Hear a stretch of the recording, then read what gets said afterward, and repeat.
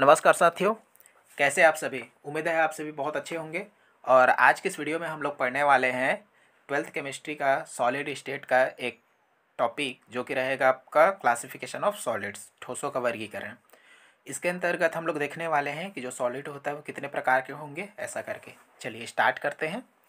तो जो सबसे पहले अगर हम लोग बात करें कि ठोसों का वर्गीकरण, तो ठोसों का वर्गीकरण अगर हम लोग करते हैं तो उसमें सबसे पहला आता है क्रिस्टली ठोस। ठीक है, क्रिस्टली ठोस या फिर इसको हम लोग क्रिस्टलाइन सॉलिड्स कहेंगे।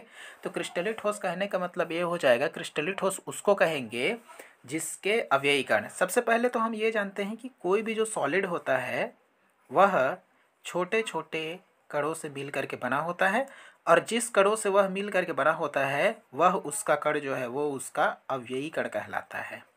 ठीक है, अव्ययी कण कहलाएगा। अब ना, जब किसी ठोस के अव्ययी कण त्रिविम में, 3D, 3 डायमेंशनल, 3D त्रिविम, एक्स अक्ष, वाई अक्ष और जेड अक्ष, तो किसी भी जो ठोस के अव्ययी कण त्रिविम में व्यवस्थित होकर नियमित संरचना का अगर निर्माण करेगा तो ऐसे ठोस को हम लोग कहेंगे आपका क्रिस्टलीय ठोस। ठीक है, तो क्रिस्टलीय ठोस क्या है?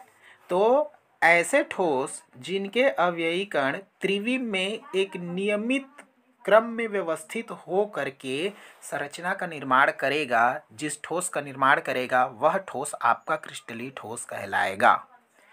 जैसे उदाहरण के लिए हीरा आ जाएगा, NaCl आ जाएगा, साधारण नमक, और उसके अलावा आयोडीन। तो ये कुछ एग्जाम्पल है क्रिस्टलीय ठोस के। तो क्रिस्टलीय ठोस में जो कणों की जो आकृति होती है त्रिविम में, वह नियमित एवं निश्चित होती है।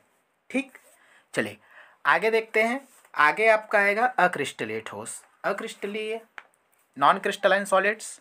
तो अक्रिस्टलीय शब्द कहने का मतलब है कि अक्रिस्टलीय मतलब अ शब्द जब आएगा तो उसमें क्या है, क्रिस्टलीय ठोस में जो कण होते हैं वो व्यवस्थित होते हैं, एक निश्चित पैटर्न में व्यवस्थित होगा। इसमें क्या होता है कि जो अव्ययी कण होते हैं वह त्रिविम में नियमित व्यवस्था में नहीं रहेगा, ये कहने का मतलब हो जाएगा।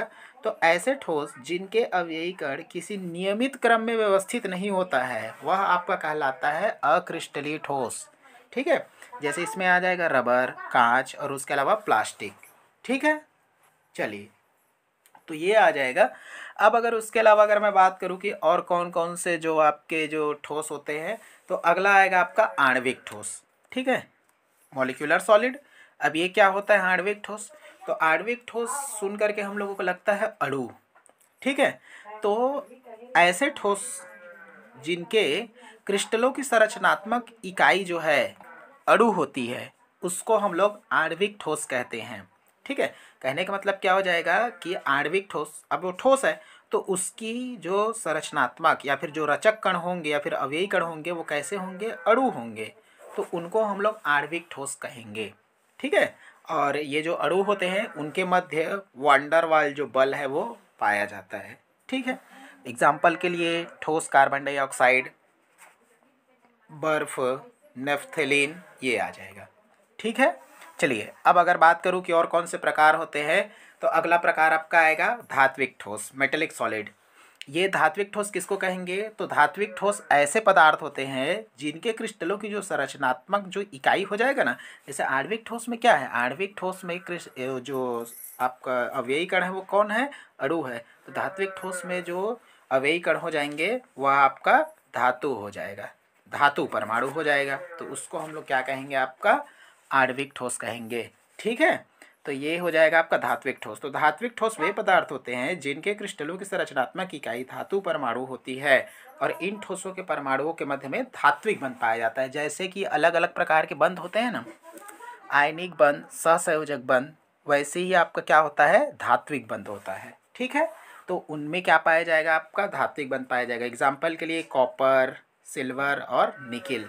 ठीक है, तो ये हो जाएंगे आपके ठोसों का वर्गीकरण, और ठोसे के वर्गीकरण में ये कुछ उसके प्रकार। ठीक है, तो आई होप आपको समझ में आया होगा। मिलते हैं अगले वीडियो में, धन्यवाद।